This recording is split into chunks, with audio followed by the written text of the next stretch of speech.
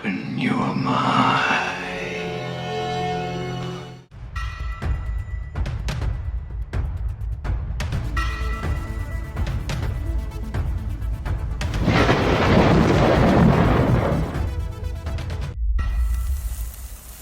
Hey out there, this is Buzz with TheSurvivalBuzz.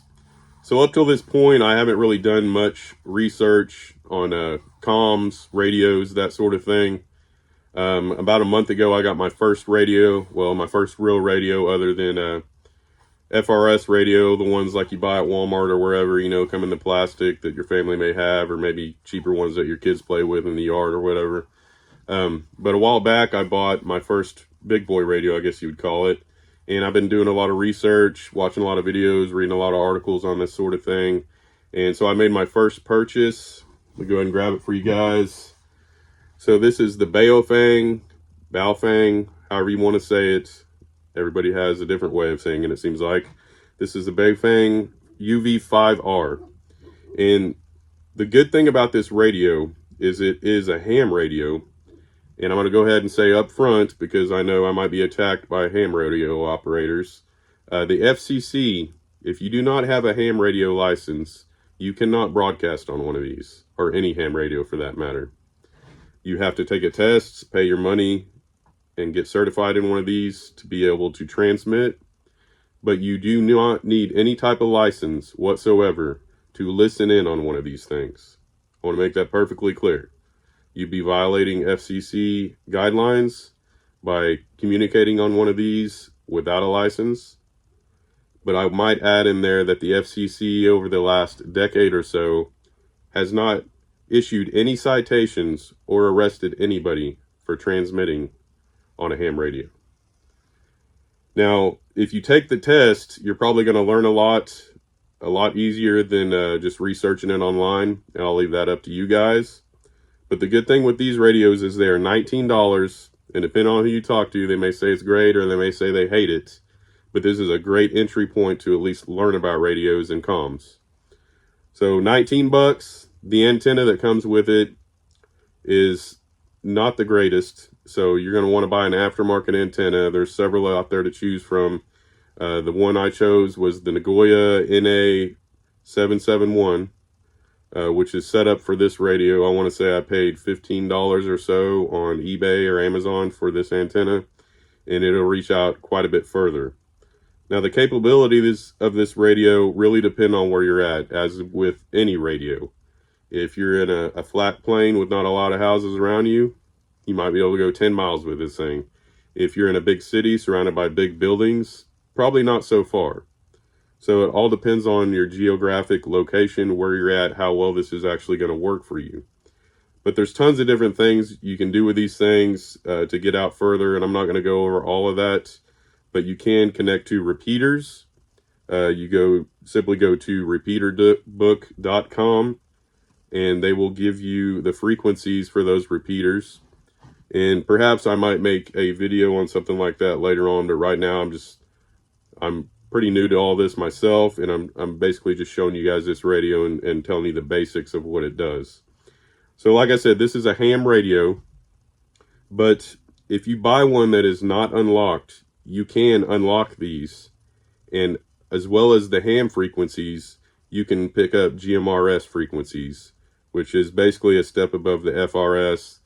As well, I might mention, if you're going to, talk to people on a GMRS frequency, or channel, you have to pay for a license. You don't have to take a test for the GMRS license, but you do have to pay for it. And you cannot transmit GMRS on these radios. I guess the FCC has not cleared to do that on this. But like I said, you don't need any license. You don't have to pay for anything to purchase one of these radios and simply listen to what is going on around you, whatever frequencies or channels you can pick up. So when you get one of these, most of them, any of the newer ones, are locked where you can only get certain frequencies. You can do a simple unlock simply by pressing the talk button, the monitor button, and then your VFO, I believe it is, button right here.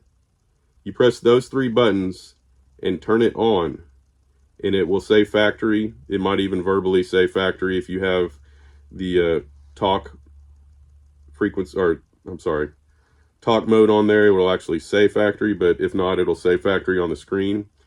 And when you do that, that allows you to pick up not only ham radio frequencies, but GMRS channels and FRS channels. Let me turn this thing on. Frequency mode. And as well as the antennas, they sell tons of accessories for these things, everything you could imagine. You can actually get a larger battery that's more than twice the size of this one and will actually last a lot longer. And like I said, you can listen all day on this. You cannot press this button and transmit unless you have a ham operating license. But the great thing with these radios, and what I thought was pretty cool, especially for around 20 bucks,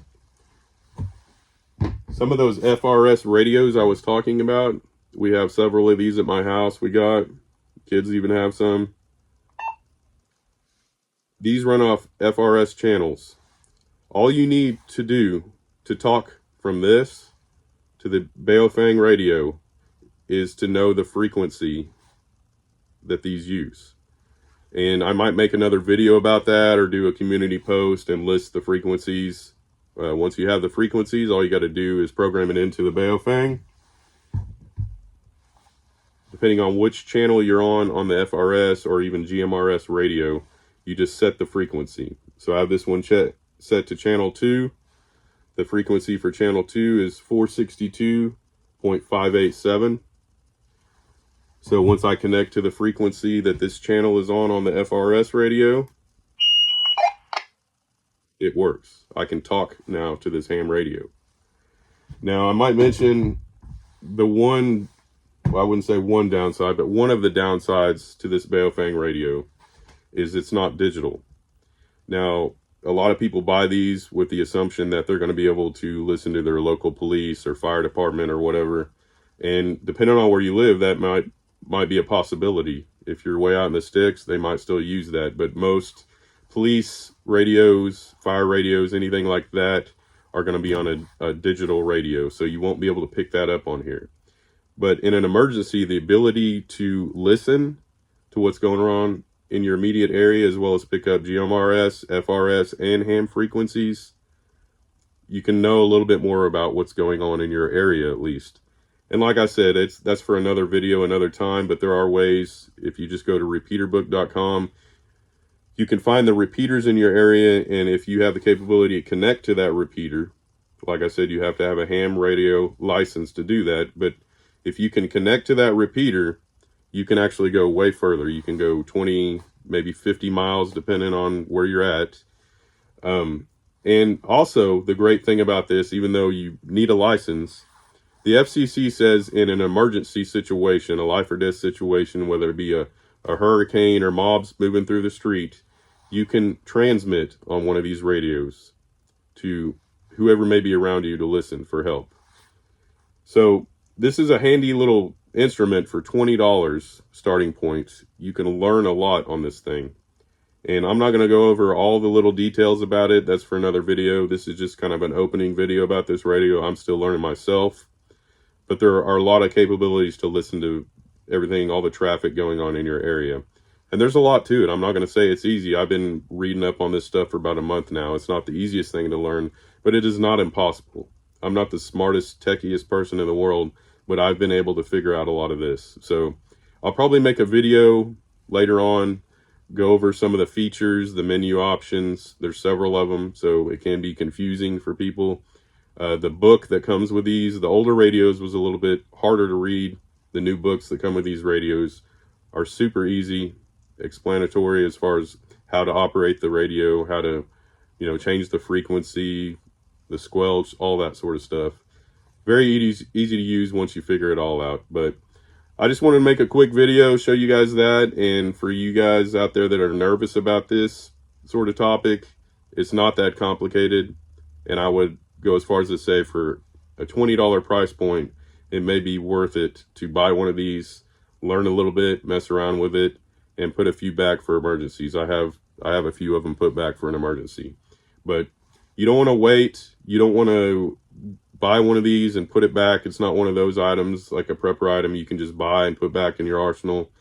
There's a lot to learn about this. So might be a good idea to go ahead and buy one of these now, start learning a little bit, and have the ability to communicate with people in case of an emergency. So God bless y'all, and I'll catch you on the flip side. Later.